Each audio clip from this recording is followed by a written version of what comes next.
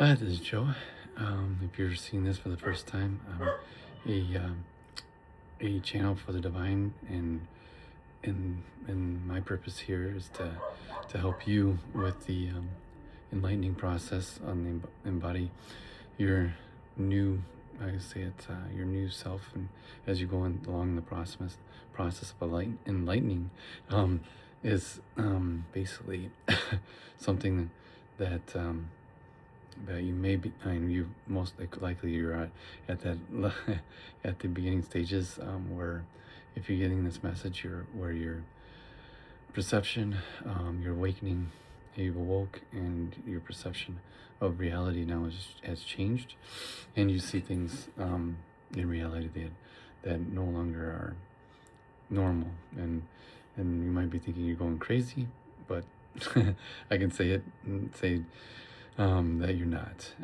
It's just like anything. It's like when when you pull the curtains away from the window, I know, to the side from your window, and you start seeing the light. That's exactly, and you see things outside of your home in a more clear and clearer fashion, where you see things now being governmental systems, um, uh, financial systems, school academic systems that are all set up to control us, to limit us, and to basically restrict us in scarcity and mindset to compete against each other for limited resources, which is directly the opposite and what's available on this on Earth. But yet, until you begin this awakening process, you don't really understand that yet, but you will. And not only that, you by the doing this awakening, and being part of this process, my experience, it was addressing both internal, and all the work is internal, that you do, and my perception at that time was that I was trying to help everybody else, but at the same time I was not helping myself, because I was going 150% all the time. So, and when you start going in inside yourself, or inside, and meditating and do the inner work, and you will find that those um, the inner work is what actually helps you, and your reflection of your outer world, to become better, more loving, and more reflective of harmony, um, which is that's which is your main goal of going through the awakening process. Is one, to become a more crystalline light body, which is, I mean, our bodies are water, and at least 70% water, but also our bodies are of light and frequency. So, by you going through this process, you'll become, and you remove a lot of density in your body, which then you'll find you'll be eating differently, and even eating less than what you do now, and that's and your taste buds will change as far as what you what you usually ate before you woke, and also some other thing changes will happen as far as your prioritization of things, of what you of yourself first. I mean that you'll give yourself that downtime you need during the day to keep going. So rather than try to push to the edge of the limit to get everything done, you'll start to take those 15, 20 minutes, 30 minutes, just to sit and relax, and be in do your what do you call it, inner work, being meditate for 15, 20 minutes, and journal, and before you go on to do the next thing, and that then aligns yourself with the universe as far as your what things you must do, and what things you can give somebody else to do, and that will help you, one, keep your nervous system at a manageable level, much lower than what it is probably now. And my experience was that is I was going 150% every day, and trying to get everything done at the same time. um, not taking time for myself until basically my head hit the pillow at the end of the night, end of the day. So if this resonates with you and you're still here, then that I would imagine that's pretty much what you're doing now. And the fact that you're here is what and is a huge honor, both for your family, because your soul chose, whether you know that right now, or because we chose as a soul to have this human experience. So our bodies are, I mean, our we are spiritual beings having a human experience, not the not the reverse. So we're here as spiritual beings to understand the 3D density world, to go through this, have this experience, so that we can one awaken to an enlightenment that will one remove traumas that have been family traumas or addictions and or um, generational traumas or blockages in your energies that have been handed down to you, either from your parents to you, or even from generations in from generations or ancestors, generations of the past. And you may not even know it, and I didn't, as well as understand this as well. So it's amazing once you start journaling, meditating, and journaling. Things come up. I mean, you write things that you just don't I mean, can't believe, because it's just kind of what they call like active writing, where that just everything spurs out of you, and it can surprise you as far as what you're feeling and how you're feeling and what caused that feeling to occur.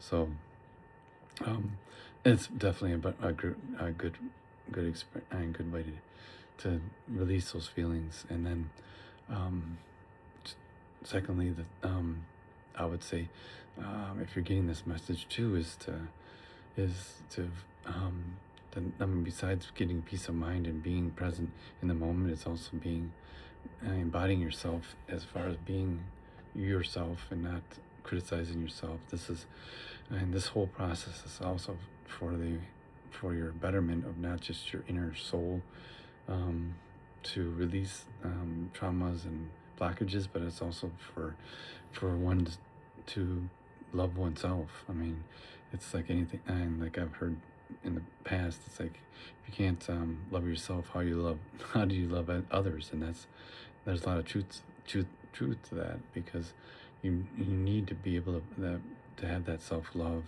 I mean, the the human body as itself. I mean, there's so much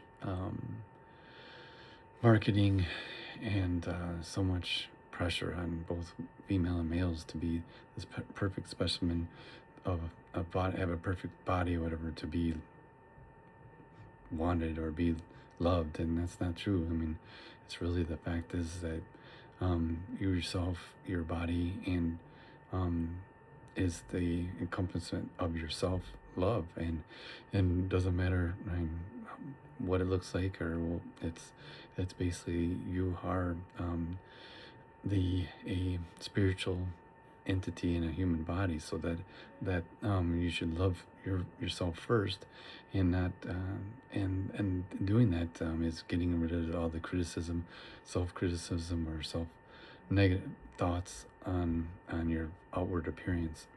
And doing that is basically not being self criticizing, and that's one of the things that helps you become um, the better person as you go on. Beck. Sorry, got my son just knocked at the door, so got distracted. But like anything, your self love and criticism. I mean, obviously, the marketing and social media and everything kind of promotes all the I would say, what do you call it, perfect bodies, and really that's not. Even myself, and going through the years, I pushed myself to do a lot of weightlifting and do a lot of exercise, and not trying to achieve a perfect. I mean, not only performance and playing hockey, what I play in my sport, but also to have a good body as well.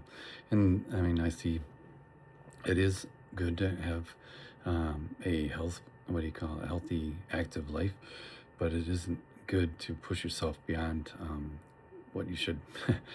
It should, I mean, by either dieting and obviously dieting and doing a lot of exercise.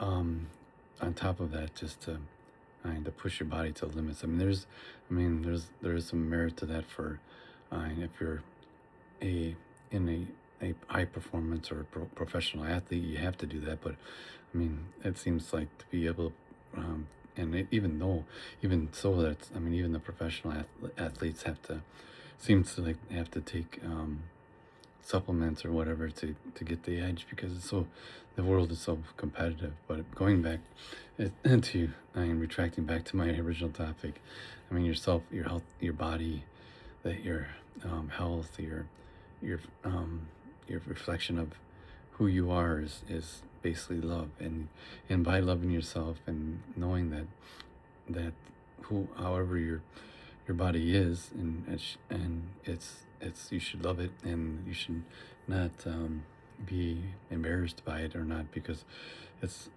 all you have on this earth. And even though you can make improvements by either, obviously by eating more nutritious meals and stuff, but also it's the fact that um, and exercising and just regular exercise during the week, that can be a huge improvement. But the thing is too is just even some people, when they do that, they still don't love themselves because they're comparing themselves to other people that have like perfect 10 bodies, and that and those are, like, I would say most mostly how can I say it, unrealistic expectations to get those to those points, unless you're actually spending all the time that those specific bodybuilders or people are doing. But the fact that you are a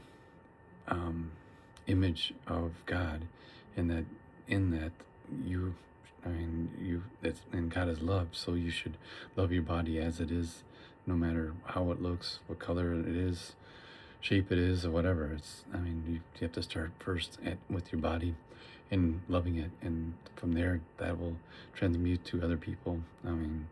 That that you love yourself, and therefore, once you do that, you love others as much as well, as far as you project that love to others, and that really it doesn't affect you, that people may say things or not. And a lot of this, a lot of it is self-judgment. Even people may or may not even may not say anything or do anything to you, but it's just your self-judgment or self-criticism of what you think you should look like. And that's not, I would say it's it's not true. So and I think from this, and the message today is that I myself had a lot of I guess ego in that way, as far as having a perfect body and having perfect performance and stuff in sports, and I pushed myself to limit to meet those goals. And in the end, I'd say there was a lot of self-criticism, even though I had to get better each day, and I still do that, as far as exercising, but I'm not as self-critical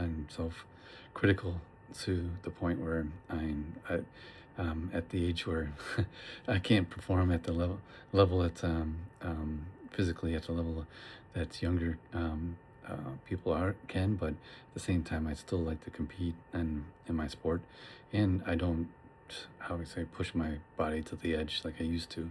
And I love my body as it is, no matter whatever flaws it has or whatever. It is what it is.